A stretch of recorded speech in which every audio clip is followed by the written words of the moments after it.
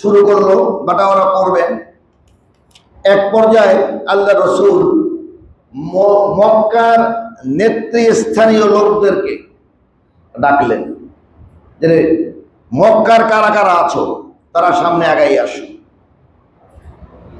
এই সকল নবদীক্ষিত মুসলমানদেরকে পর্যাপ্ত পরিমাণ গনিমতের মাল প্রদান করলেন, কারণ মক্কা বিজয়ের পরেই এই যুদ্ধ হয়েছিল।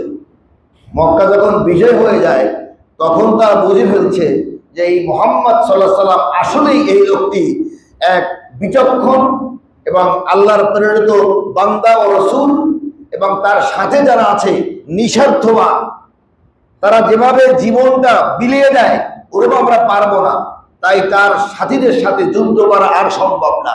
মক্কা বিজয়ের দিন তো 10,000 দিয়ে শুরু হয়েছে, 1,20,000 মতান্তরে 10,000 20,000 1,20,000 লোক হয়ে গেছে সেই সময়। তো এখন মক্কার যে লোকেরা দলে দলে ইজা জা নাসরুল্লাহি ওয়াল ফাতহ দলে দলে ইসলামে আসছে, এর মধ্যে সব তো পাকাপোক্ত মুসলমান না, কেউ আসছে ভয়তে আসি, এখন থেকে আপনাকে দল করব, কোনো চিন্তা নাই। মক্কা বিজয় হয়ে গেছে, শত্রু আরবের সেই পৌত্তলিক এবং আবু জাহেল তো আগেই মারা গেছে বদর যুদ্ধে, পৌত্তলিকতা এবং বিদ্বেষপূর্ণ আবু সুফিয়ানও ওই মক্কা বিজয় ইসলাম গ্রহণ করেছে। এই সব মিলাইয়া মক্কার যে অবস্থা, অন্যান্য মানুষগুলো ভয়তে ভয়তে আসছে যে আমরা ইসলামে আসছি। কিন্তু আল্লাহ নবী খেয়াল করলেন এর মধ্যে যারা লিডার টাইপের তাদেরকে ডাকলেন নবমুসলিম। আবু সুফিয়ান ইবনে হারবকে ডেকে বললেন 40 উকিয়া অর্থাৎ 6 কিলো রূপা, তাকে দিলেন 40 উকিয়া রূপা। ও রূপা মানে ওই চাঁদনি রূপা, সেই সময় এগুলোই লেনদেন হতো। এবার 100 উট, সুবহানাল্লাহ, কয়শো উট। একজন লোককে বললেন যে, কারণ সে জানে, আপনারা জানেন আবু সুফিয়ান কেমন নেতা ছিলেন, এবং সে বদরের যুদ্ধের দিন অস্ত্র আনতে গেছিল সিরিয়া থেকে, যখন ওই পথে গেল আবু জাহেল আবার এই পথে লইয়া আসলো, এ লম্বা কাহিনী। এবার লিডার এই আবু সুফিয়ানের ছেলেই হলো আমিরে মুয়াবিয়া, আর এক ছেলে হলো ইয়াজিদ। আমার মুয়াবিয়ার ঘরে যে ছেলে আসছে তার ছেলের নাম ইয়াজিদ। আরব দেশে এরকম নিজের নাম আবু বকর, আবার ছেলের নাম আব্দুল্লাহ, আবার ছেলের নাতির নাম ছেলের নাম আবার আবু বকর রাখে, মানে এরকম দাদা নাতির নাম মিলাইয়া অনেক আবু বকর, অনেক আব্দুল্লাহ, অনেক ওমর, এরকম। তো এখন আবু সুফিয়ান বলতেছিল আমার পুত্র ইয়াজিদ তো আছে। নবীজি বললেন ঠিক আছে, তার জন্য 40 উকিয়া আর 100 উট দিয়ে দাও। এরপরে যারা বন্টন করে তাকে আবার 40 উকিয়া মানে 6 কিলো রূপা, 6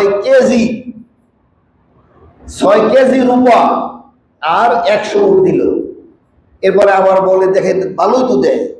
আবু সুফিয়ান দেখলো যে মুহাম্মদ সাল্লাল্লাহু আলাইহি ওয়াসাল্লাম তো কিছু কয় না, বলে যে আমার ছেলে যে মুয়াবিয়া আছে না। নবীজি মুস্কি এসে বললেন মুয়াবিয়ার জন্য দিয়ে দাও। তখন মুয়াবিয়া ইসলাম গ্রহণ করে নাই, দিয়ে দাও। তার জন্য 40 উকিয়া মানে 6 কেজি এবং 100 উট, কত পাইল? 318 কেজি, 18 কেজি রৌপ্য আর 300 উট। চিন্তা করেন না, 300 উট এখানে বেঁধে রাখলে কতটা এরিয়া ভরে যাবে। এইটা লইয়া সে যখন মক্কায় তায়েফ থেকে যখন মক্কার দিক গেছে, আবু সুফিয়ান কিরে বাবা ব্যাপার কি? বলে যার আগে বসতো যে মুহাম্মাদের এই দলে আসলে না খাইয়া মরা লাগবে, আমাদের অবস্থা খারাপ হয়ে যাবে, ধন সম্পদ সব কাফেররা নিয়ে যাবে, আমরা বাঁচতে পারবো না।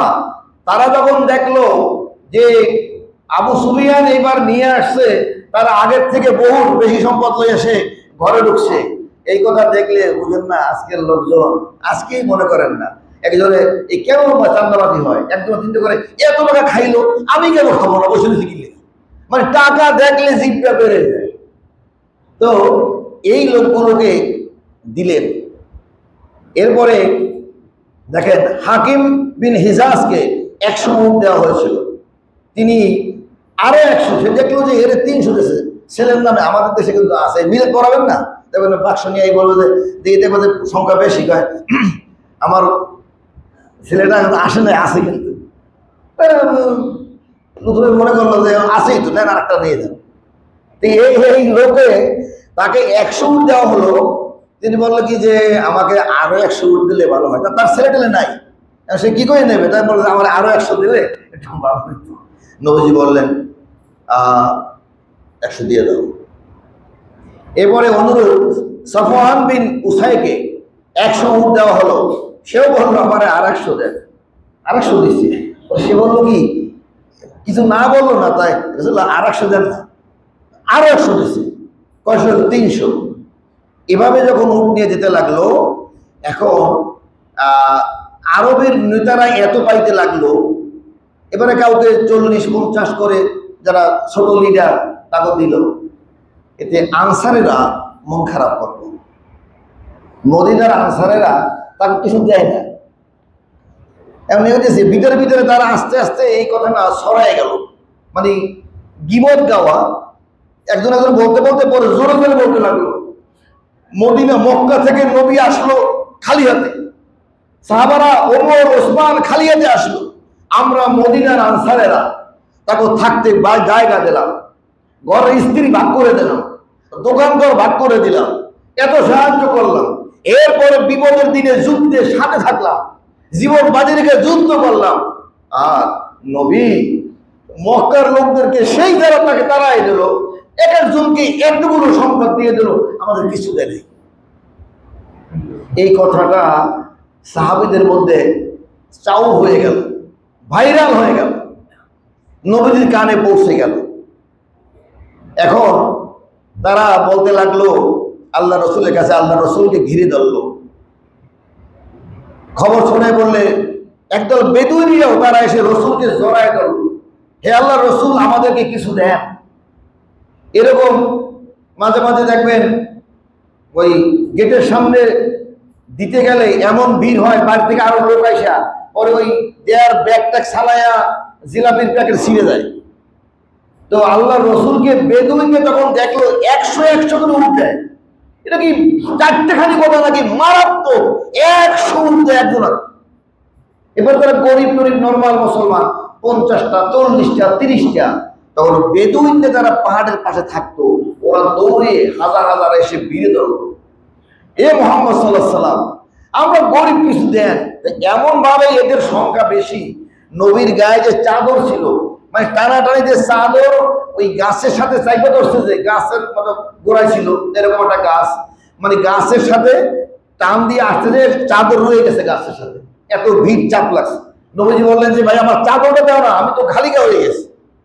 এরকম জায়গায় বললো আমাদের কিছু দেন। নবীজি বললেন আল্লাহর কসম করে বলছি, আল্লাহ তাআলা এই যুদ্ধে এবং যুদ্ধে বিজয়ের খবর শুনে এত এত লোকেরা দান করেছে, এত এত লোকেরা ডোনেশন পাঠাইছে, এবং অন্যান্য রাষ্ট্রে যারা তারা যুদ্ধ না করে বলছে দরকার নাই যুদ্ধ করার, তার চেয়ে আগে কিছু পাঠাই দিই, এইটা এত জমছে যে তোমাদের সকল লোককে বন্টন করে দেওয়ার দিলে আমার কাছে মালের অভাব হবে না, সবাই তোমরা পাবে। সুবহানাল্লাহ।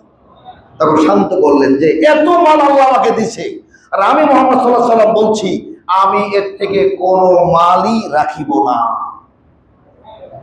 আমার কাছে কোনো ব্যাংক ব্যালেন্স জমা। লিডার যদি এমন হয় যে সে এরকম তার ব্যাংকে টাকা নাই, তার 500 গুলো জমি কেনা নাই, তার 200 ফ্ল্যাট নাই, তার ভাঙ্গা সুটকেস রয়েছে, তার প্রতি মানুষের ভালোবাসা যাবেই যাবে, ঠিক কিনা বলেন? অন্যায় মানুষ হিসেবে সবাই করে, কিন্তু যার রেকর্ড পাওয়া যায় সম্পদ করে নাই, তখন তাকে কিন্তু মানুষ ভালোবাসবে। সেই ভালোবাসায় কিছু দূর আগাই যাওয়া যায়। তার অনুসারীরা যদি আবার সেই অবস্থা ঠিক না রাখতে পারে, তারা যদি আবার আত্মসাৎ শুরু করে দেয় তাহলে ওই পিছনের ঢোল বাজাইয়া কিন্তু বেশি দূর যাওয়া যায় না। ঠিক কিনা বলেন? ভালো হতে হবে। আল্লাহর নবীর কথা বললাম, আমরা গাইলাম, আমরা নবীর আদর্শ মেনে চললাম না, তাহলে আমাদেরকে বেশি মানুষ ভালোবাসবে না। আল্লাহ তাই বললেন, লিমা তাকুলুনা মা লা তাফআলুন, তোমরা নবীর আদর্শ দেখো। নবীকে বললেন, নবীকে বলে দেন, তোমরা যা করো না সেই কথাগুলো বলিও না, যা বলবা তা পালন করে নিবা। আদর্শ আত্মশুদ্ধি করে দিলেন।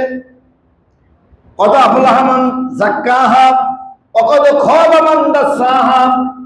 আল্লাহ তাআলা বললেন, নবী বলে দেন, যে ব্যক্তি তার অন্তরকে কলুষ মুক্ত করতে পারলো সেই সফল হয়ে গেল, সেই বিজয় লাভ করলো। আর যে অন্তরকে কলুষ মুক্ত করতে পারলো না সেই ক্ষতিগ্রস্ত হলো, পরাজিত হয়ে গেল। অন্তরটাকে কলুষ মুক্ত করতে হবে। সূরা শামসের 9-10 নম্বর আয়াত পড়ে দেখবেন। নবীকে বললেন, এই বলে দোয়া করেন, রব্বানা ওয়াবা'আথ ফীহিম রাসূলাম মিনহুম ইয়াতলু আলাইহিম আয়াতিকা ওয়া ইউআল্লিমুহুমুল কিতাবা ওয়াল হিকমাতা ওয়া ইউযাক্কিহিম। আল্লাহ, আমাদের মধ্যে একজন নবী পাঠান, এমন ভাবে সে তোমার কোরআনকে তেলাওয়াত করে শোনাবে, ওয়া ইউআল্লিমুহুমুল কিতাবা ওয়াল হিকমাতা, এবং বিজ্ঞান প্রযুক্তি এবং টেকনিকের বিষয়গুলো জানায় দেবে। ওয়া ইউযাক্কিহিম, আমাদেরকে পরিশুদ্ধ করবেন, আমাদের আত্মার উৎকর্ষ করবেন। এই যে দেহটা দুইটা পার্টে, একটা হলো রুহু আর একটা হলো বডি। বডি যে দেহটা আমরা জিসিম, এটা মাটি থেকে তৈরি আর এর খাদ্য মাটি থেকে উৎপন্ন হয়। যত ভালো ভালো খাবার খেতে পারবেন এই বডিটা উন্নত হবে, সুন্দর হবে, লাক্সারিয়াস হবে, গ্যালাক্সি হবে। আর রুহুটা হলো আল্লাহর দেয়া। এই রুহুটার জন্য যত ইবাদত করতে পারবেন, যত উন্নত হবেন, পাপ মুক্ত থাকবেন, আত্মশুদ্ধি লাভ করতে পারবেন, স্পিরিচুয়াল পাওয়ার তত বেড়ে যাবে, আপনার হৃদয় উন্নত হবে।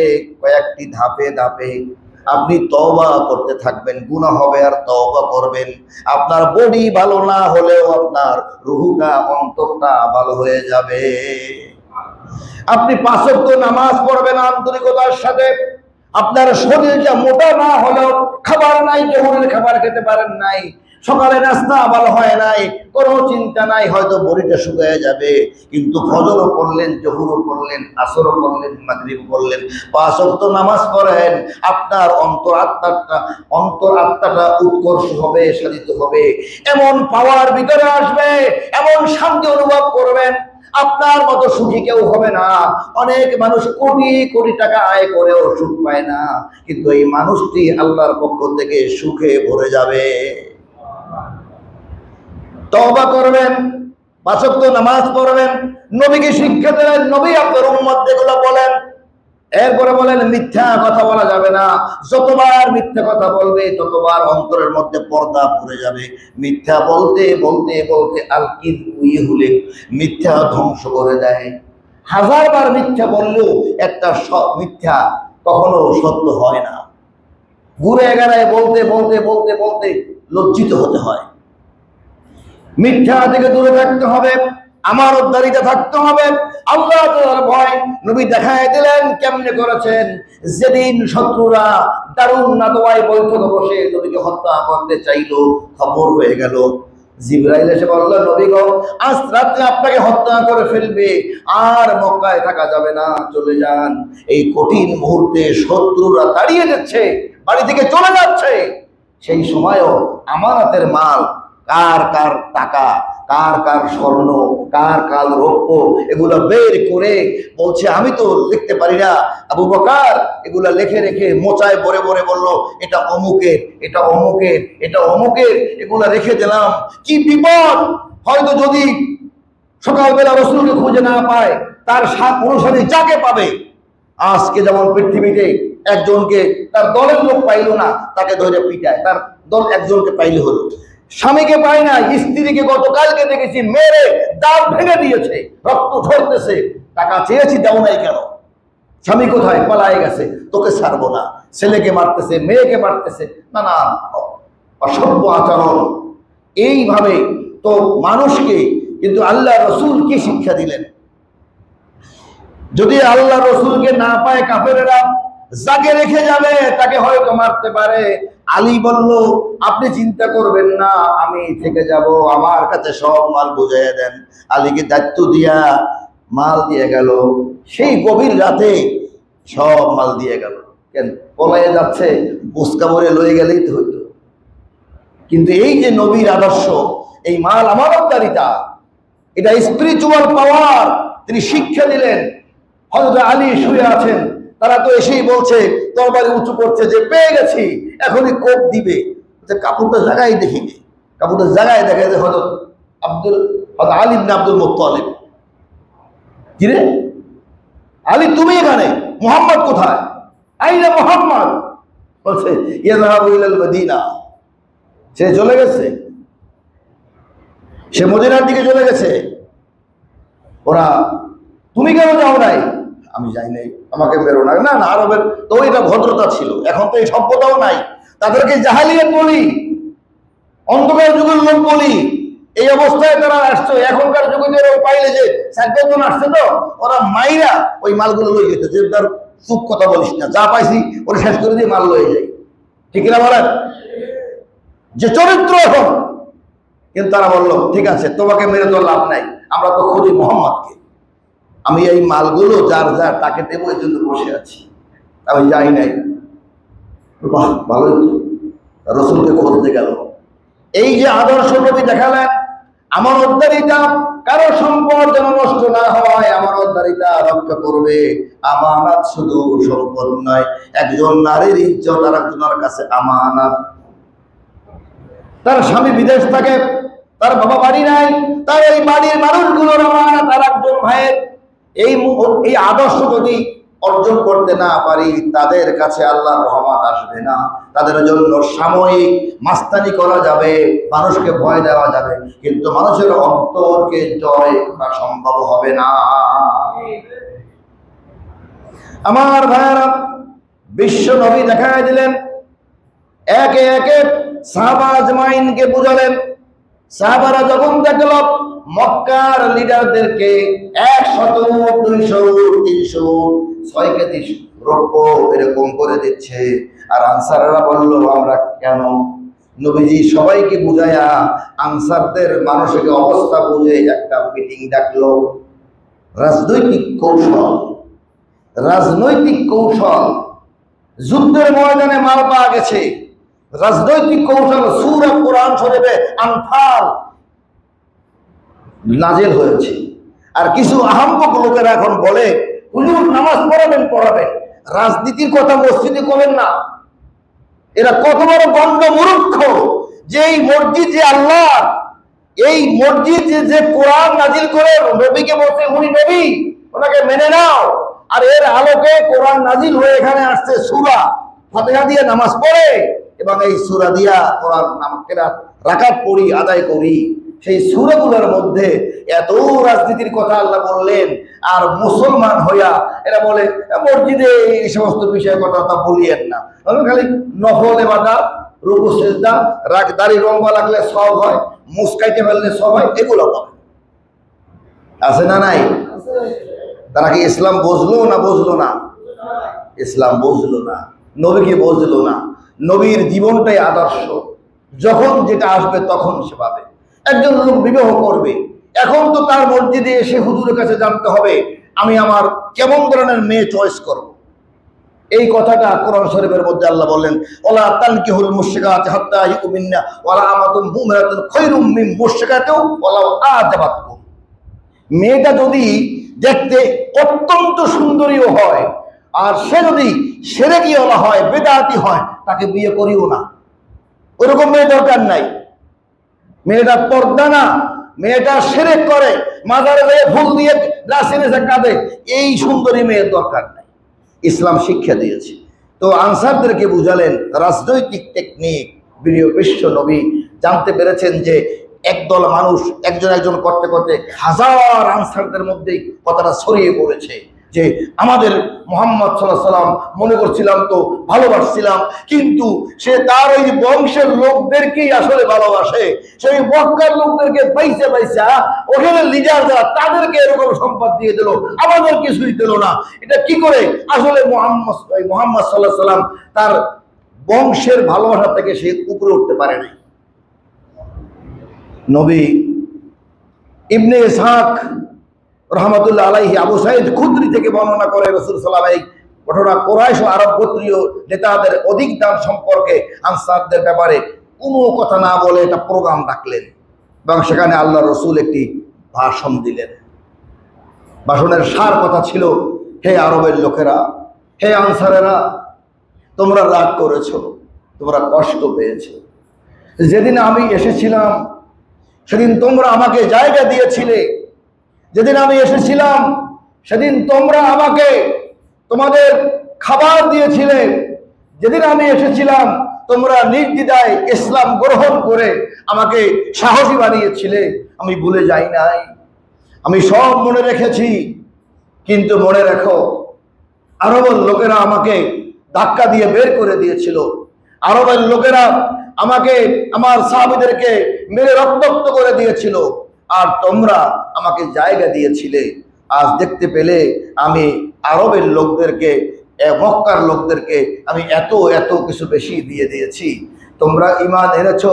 মনে রাখো, সেদিন তোমাদের অবস্থা ছিল তিনটা বিশেষ করে গোত্র, বনি কুরাইজা, বনি বকর, বনি নাজের, বিভিন্ন গোত্রের মধ্যে ছিল কঠিন মারামারি, কঠিন দ্বন্দ্ব, এক গোষ্ঠীর সাথে আর এক গোষ্ঠী, এটা ছিল কঠিন আকারের।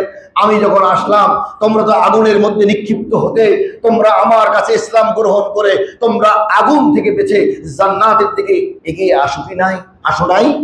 ইয়া রাসূলুল্লাহ, আসছি। তোমরা যে, তোমাদের মধ্যে যে অনৈক্য ছিল, তোমাদের মধ্যে খাদ্যের অভাব ছিল, আমি জানি। আমি এতগুলো লোক নিয়ে মদিনায় আসার পরে, মদিনায় তো কোনো ব্যবসা ছিল না, তেমন ছিল সিরিয়া আর ছিল মক্কায়। মক্কায় তো হজ হইতো, হজের কারণে ব্যবসা হইতো। আর মদিনায় তো তখন, মদিনায় এখন না মদিনায় মানুষ যায়, তখন তো মদিনায় আর রসুল ছিল না যে লোকেরা যাইতো। ও খেজুর বাগানে খালি খেজুর হইতো, আর কিছু না। বলছে তোমাদের খাদ্য শর্ট পড়ে গেছে, হাজার হাজার লোক ধীরে ধীরে ইয়ামান থেকে আসছে, মক্কা থেকে আসছে, এই লোকগুলো বেড়ে যাওয়ায় তোমাদের খাদ্যের কষ্ট হয়, পানি কষ্ট হয়, তোমাদের থাকার কষ্ট হয়, সব কিছু আমি জানি, মনে আছে। তো আমি তোমাদের কাছে যে জান্নাতের ঠিকানা দিয়ে দিলাম, তোমরা সেই জান্নাতের ঠিকানা কি তোমরা মেনে নিয়েছো? নিয়েছি। তোমাদের মারামারিটা ঐক্যবদ্ধ হয়ে আজকে সারা পৃথিবীতে মদিনাকে বলে, বিশ্বাস করো? হ্যাঁ ইয়া রাসূলুল্লাহ, আমরা বিশ্বাস করি। নবীজি অনেকগুলো কথা পরে বললেন, শোনো আমার সাহাবীরা, শোনো আমার আনসারেরা, আমিও যদি তোমরা মদিনা মক্কায় যেতে আমি আনসার হতাম, আমি ওরকম দেখলে কষ্ট পেতাম। কিন্তু মনে রাখো, আমি তাদেরকে সম্পদ দিয়ে দিয়ে ওদের কারণে ওই মক্কার লোকগুলো আরো দলে দলে ইসলামে আসবে, ওরা ইসলামের পতাকা, ওরা একদিন এভাবে যুদ্ধ করে সারা পৃথিবীতে ইসলামকে আরো তুলে ধরবে। তোমরা তো জান্নাতে আমার সাথী, কিন্তু তোমাদের কাছে পৃথিবীর সব সম্পদের থেকে আমি বেশি নাকি কম? বলি রাসূলুল্লাহ, সব সম্পদের থেকে আপনি আমাদের বেশি সম্পদ। আমি তোমাদের কথা দিচ্ছি, সব সম্পদ ওদেরকে দিয়ে দিয়েছি, আর আমি মুহাম্মদ সাল্লাল্লাহু আলাইহি ওয়াসাল্লাম মদিনায় তোমাদের কাছে আমি রয়ে গেছি, কোনটা বেশি হবে? সাহাবারা কেঁদে দিলেন, এ রাসূল, আমি এই মক্কা বিজয় করেছি, আপনি যাবেন না? রাসূল বললেন, না, আমি মক্কা বিজয় করেছি, আমার জন্ম ওখানে, কিন্তু ওদেরকে দুনিয়ার সম্পদ দিয়ে তাদের খুশি করে তাদের এলাকায় ইসলামের প্রচারের ব্যবস্থা করে দিয়েছি। আর আমি যদি মনে করো ইসলামের নবী, পৃথিবীর সব সম্পদের থেকে আমার মূল্য বেশি না কম? ইয়া রাসূলুল্লাহ, আপনার সম্পদ, আপনি অনেক দামি, আমি তোমাদের জন্য রয়ে গেছি, কিয়ামতের দিনে তোমরা আমার সঙ্গেই থাকবে। সাহাবারা একজন একজনকে ধরে কাটাকাটি করলো, তারা বললো, আমরা পেয়ে গেছি, কিসের 1 সুখ, কিসের 2 সুখ, কিসের 3 সুখ? হে নবী, আপনি মদিনায় থেকে যাবেন, আপনার মাজার মদিনায় হবে, আপনার কবর এখানেই থাকবে, আপনি আমাদের সাথী, এর থেকে বেশি কিছু চাই না। সব সাহাবীরা কেঁদে কেঁদে চোখের পানি ফেলে তারা মিলে গেল, তারা সম্পদের মায়া ভুলে গেল, তারা দ্বীনের মায়া অন্তরে জেগে গেল, সম্পদ থেকে ইসলামকে তারা ভালোবাসলো। সুবহানাল্লাহ। প্রিয় ভাইয়েরা, সম্পদ থেকে যদি আপনি ইসলামকে বেশি ভালোবাসতে পারেন, আপনাদের চোখের সামনে এরকম বিজয় আসবে। আর যদি আপনারা সম্পদের পিছিয়ে করতে থাকেন, সম্পদ লুণ্ঠন করেন, সম্পদ ঠকাইয়া মানুষকে যদি ধ্বংস করে দেন, তাহলে ভালো ভালো কথা বললেও কাজ হবে না, ওই ন্যারেটিভে কাজ হবে না। আপনাকে বাস্তবতা বুঝতে হবে, যার নিদর্শন বাংলাদেশে দেখতে পেয়েছেন। এই যে ঢাকা বিশ্ববিদ্যালয়, মানুষের কাছে ভালোবাসা দিতে হয়, ছাত্রদের কাছে ভালোবাসা নিয়ে যেতে হয়, ভালোবাসা জোর করে হয় না।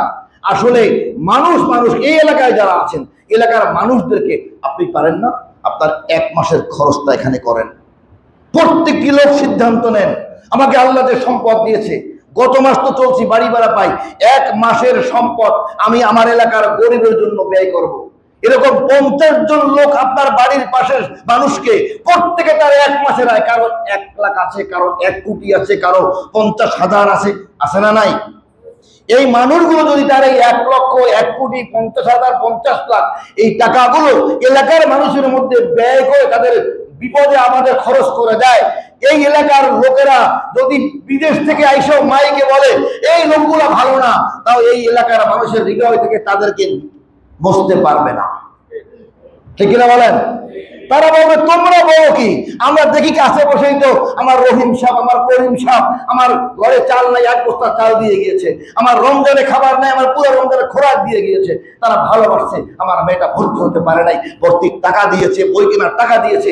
এই ভালোবাসা আপনি কেমনে নেবেন প্রিয় ভাইয়েরা?